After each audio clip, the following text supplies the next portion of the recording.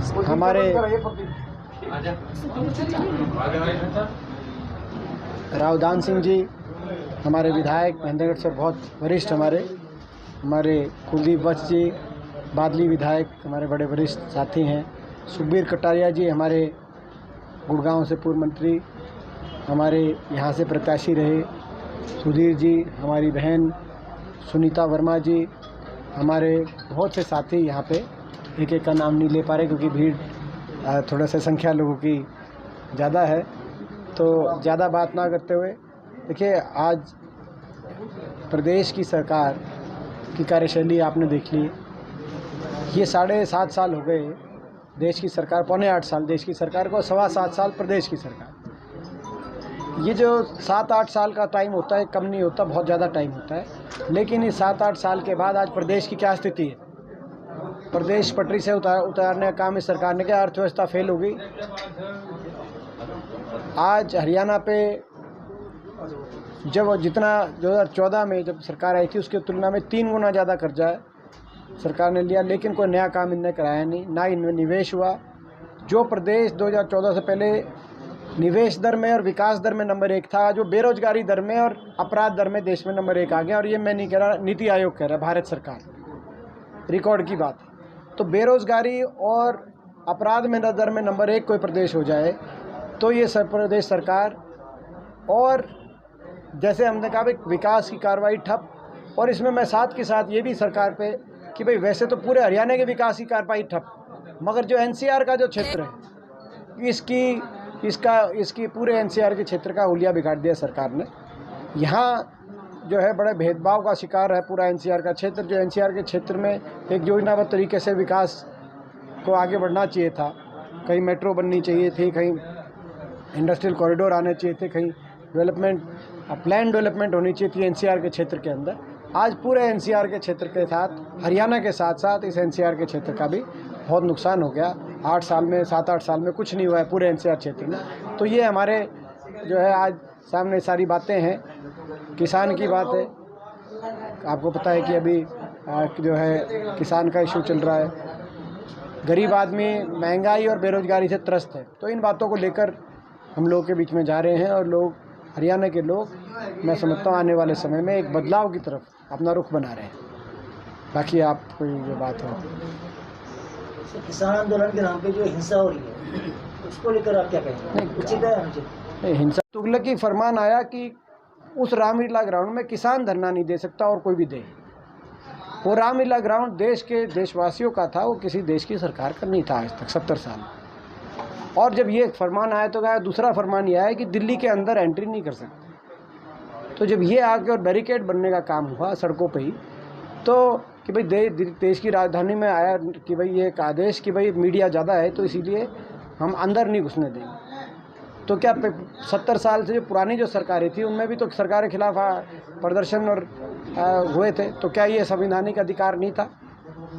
क्या मौलिक अधिकार नहीं था? क्या देश की मीडिया को इन अधिकारों के लिए बोलना नहीं चाहिए था? ये हम सवाल पूछना चाहते हैं। क्या रामलीला ग्राउंड आने वाले समय में देश की सरकार के नाम उसका कोई हो जाएगा? ये एक, तो इसमें पूर्णतः जिम्मेदार इसके लिए कोई है पूर्णतः जिम्मेदार। 3 कृषि कानून में कौन से प्रावधान को रखा है? ये मैंने डिटेल में सारी बात डिटेल में संसद में रखी है, 3 अच्छे से रखी है, वो उसका मैं आपको लिंक भेजूंगा। ये कुल मिला के जो कानूनों की भावना है वो सरकारी खरीद से सरकार पीछे हटना चाहती है। और ये मैं आज एक मेन बात और आपको बताऊं, बाजरे की बात है, क्योंकि ये दक्षिण हरियाणा के अंदर ज़्यादा है। ये उदाहरण है इस बात का। इन्होंने एक संसद में जाके संसद में कहा कि एमएसपी थी है और रहेगी। क्या एमएसपी की बाजरा पे खरीद कर रही है सरकार? यही तो हमारे ये जो किसान की लड़ाई है। तो इन्होंने जो बाजरा से खरीद में पीछे हटी, धान में 3 तारीख दी, अब जाके आंदोलन के बाद धान की खरीद शुरुआत करी, फिर भी उसमें कंडीशन लगा दी कि 1 एकड़ में पिछले साल 33 क्विंटल खरीदते थे, अब 1 एकड़ में 25 क्विंटल खरीदेंगे धान। तो चाहे धान हो चाहे बाजरा हो, हर सरकारी खरीद से सरकार पीछे हट रही है। यही आंदोलन है, ये किसान आंदोलन कोई आंदोलन नहीं कि सरकारी खरीद सरकार पीछे हटे और बड़े औद्योगिक घराने प्राइवेट सेक्टर के जिम्मे खरीद प्रणाली छोड़ दी जाए और किसान के भविष्य को बड़े औद्योगिक घरानों के हाथ में सौंप के और सरकार अपनी जिम्मेदारी से पीछे हटे। आज भी कई प्रदेशों में सरकारी खरीद नहीं है, हम मानते हैं इस बात को। कई प्रदेशों में प्राइवेट खरीद है। उसका उदाहरण बिहार में प्राइवेट खरीद है, सरकारी खरीद की मंडियाँ नहीं है वहाँ। मगर बिहार में जो प्राइवेट खरीद है वहाँ पे धान 800 और 900 रुपये में, वही धान हरियाणा की मंडियों में जो है 1900 और 2000 में, और यही तो धान घोटाला हुआ कि वहाँ से खरीद के यहाँ पे लाए। तो ये बात है, इस बात को मैंने डिटेल में बताया है। तो मगर आप, क्योंकि आपको बड़े रुचि रहती है, आप बड़े डिटेल में इंटरव्यू करते हैं। एलनाबाद को लेकर क्या एलनाबाद चुनाव में मैं 2 ही बातें कहना चाहूँगा। हरियाणा के दौरे पर आए हो आप, और बाजरा दक्षिण हरियाणा में ही हो रहा है, लेकिन जो किसानों को जो नुकसान हो रहा है उसके लिए विपक्ष क्या वो अपनी भूमिका अदा करेगा किसानों के लिए, क्योंकि नुकसान तो किसानों का हो रहा है। हम ये जो आंदोलन है, देखिए पूरा जो आंदोलन है, पहली बात जो ये न्यूनतम समर्थन मूल्य का ये, और हम इस आंदोलन में जब ये आज शुरू में एक बात ये आई थी कि एक एक करके सरकार सरकारी खरीद से पीछे हटना चाहती है, चाहे वो कोई भी फसल हो। और इसीलिए ये बाजरा का जो उदाहरण है ताज़ा, ये उस बात को इनके नियत को उजागर करता है। जो जिस बात की शंका थी आज वो साबित होती है कि ये कहीं ना कहीं किसानों की सारी शंकाएं जायज़ थी।